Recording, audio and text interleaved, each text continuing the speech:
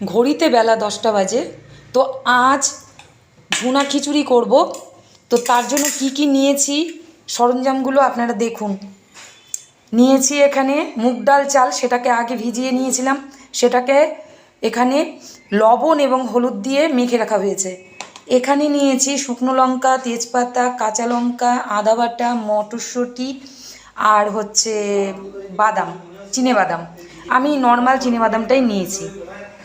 তো খিচুড়িটা তৈরি করতে থাকি, চলে যাক, আসি তাহলে।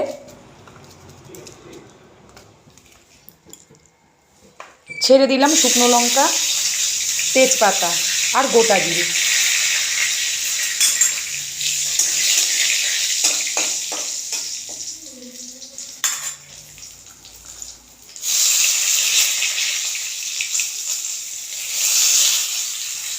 দিয়ে দেবো আদা বাটা,